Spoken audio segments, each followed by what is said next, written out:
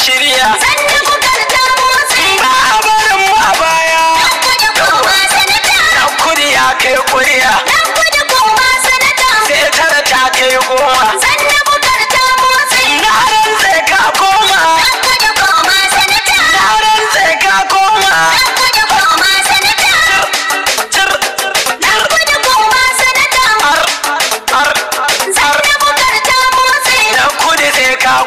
ga sako na musamman daga bakin sanata mai wakiltar jigawa ta tsakiya distinguished sanata Sani Muhammad na Kudu a wata tattauna da manajan daraktan hukumar gidajen rediyon jihar Jigawa da fatan za a yi sauraro lafiya. Masu sauraron gidan rediyon jihar Jigawa a daidai wannan lokaci muna tare da distinguished sanata Sani Muhammad na Kudu a sanatan Jigawa ta tsakiya a tarayyar Najeriya kuma wanda ya sake neman karo na biyu. Mai girma sanata kasancewa an gudanar da zaɓe sati biyu da kusan da suka gabata to a halin yanzu mai sauraro zai so ya san irin halin da ake ciki da kuma irin jawo hankalin magoya baya musamman yadda ake yama ɗiɗi a kafafen yada labarai na social media cewa mai girma sanata ya ce a zaɓi wata jam'iyya musamman PDP ba jam'iyyar APC ba. Yana mai sauraro zai so ya ji gaskiya wannan al'amari daga bakin mai girma sanata zai sun gushi. Jama'a assalamu alaikum. Na farko dai godiya ta tabbata ga Allah madaukakin sarki da ya kawo mu wannan lokaci kuma aka zo aka yi zaɓe na ƙasa gaba ɗaya da na shugaban ƙasa da na sanatoci da na House of Reps. To sanin mutanen hawa ne abubuwan da suka faru su da sun faru,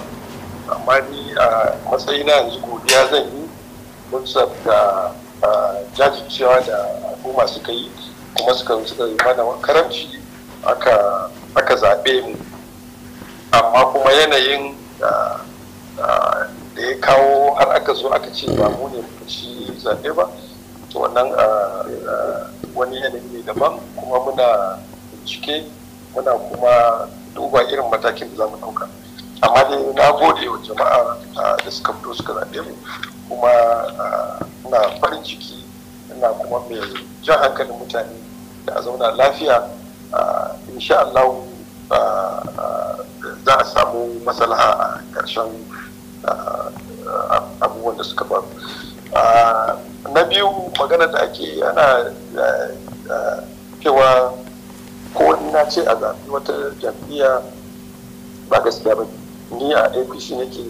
kuma ina kira da duk magoya baya da fito a marawa shi wannan matakara tamu na APC a zaɓe mai zuwa domin Allah ya ba mu nasara a APC da kuma kafa gwamnati a Jigawa. Wannan jita-jita da ake ta yi mutane da yawa sun kira ni na gaya musu kuma ba haka ba ne. Ni ban iya wannan ba, a APC nake, a APC a gani, a APC za a bani. Ba na shi'an wata jam'iyya ba kuma na kiran wani da ya mara wata jam'iyya baya, saboda wannan magana ba gaskiya ba. To don haka idan zaɓe ya zama asabar a zaɓe Alhaji Umar Namadi Dan Modi a matsayin ɗan takarar gwamna da kuma wato ɗan majalisar jiha Siraja Kantoga wato APC daga sama har ƙasa. Duka ma da sauran 'yan majalisun mu duka na gaba ɗaya da ma na jiha Jigawa gaba ɗaya ba wanda aka ware APC sak kamar yadda ake faɗa, ba wani zancen wani bambanci kuma in Allah da mu ne da nasara kuma za mu yi nasara da yadda Ubangiji. Shi ma wannan din da aka ce an yi wancan satin da ya wuce an yi cikin tarzoma da magudi wanda kuma ana bincike ana ganin yadda za a samu matsala. Insha Allah kuma ba wani matsala, mutane su kwantar da hankalinsu, ba abin da zai ba wannan declaration da aka ce an yi shi kanshi ba a cikin ruwan sanyi aka yi shi ba. Kuma dai ba dai zan ce wasu abubuwa a jira dai a ga me zai biyo baya. Tunda akwai matakai da yawa na kotuna da dukkanin bibiyar abubuwan gabaki daya da komai da komai muna da shi, ba mu da wani matsala, ba matsala. Insha Allah komai zai warware, Allah ya nan da ba da dadewa ba. To alhamdulillah mai girma sanata, kasancewa gashi an yi zaɓe a matakin tarayya jam'iyyar ku ta APC ta kafa gwamnati a matakin tarayya kuma tana da rinjaye a majalisun dokoki na ƙasa. Irin wannan me yake nunawa a tiri na ita jam'iyyar ta APC? So to alhamdulillah kamar sanin kowa ne APC ta kunshi mutane kala-kala wanda a wannan zaben da ya wuce an so a yi me za a ce ne ita da kundi ne kuma yake kira an so a yi ba masu wani abu ne a siyasa dama ta gaji irin wannan kana zaune tare da mutum kana ganin 100% yana goyon bayan ka ashe ba goyon bayan kai ba to duk wani abubuwan sun faru amma Allah da ikon shi ya yi ikon shi kuma ya ba APC nasara to kamar yadda ya ba mu a ƙasa gaba ɗayan Allah da haka zai ba mu a jihar Jigawa ba mu da wani problem da ya ɗau ubangiji mu ne da nasara. To ranka daɗe me ya kuma siyasa nan gaba yanda musamman ana zaune da mutane cikin aminci kuma ana bujuro musu da managartan ayyuka na jin daɗi kuma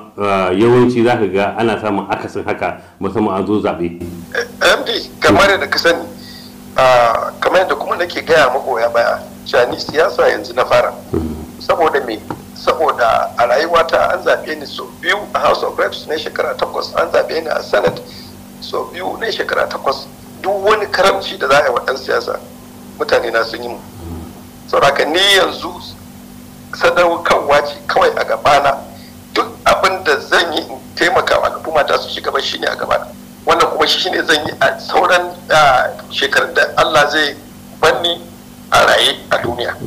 na riga na ɗau wani alkawari saboda na sa shi a gaba ko da takara ko ba takara ko da zaɓe ko ba zaɓe na zama cikakken ɗan siyasa yanzu da kawai buri na daga ya za in taimaka al'umma. To mai girma sanata idan mutum ya kalli harkokin siyasar ka tun lokacin da ka fara kai takarar gwamna a jam'iyyar PRP har ka zo ka ci dan majalisar wakilai ta tarayya ka zo gashi kana sanata karo na biyu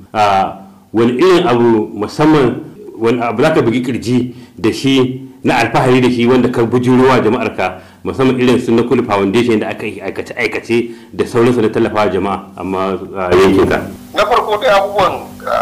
kala biyu ne alhamdulillah duk wani haƙƙi da yau na matsayin dan majalisa ko sanata da ya kamata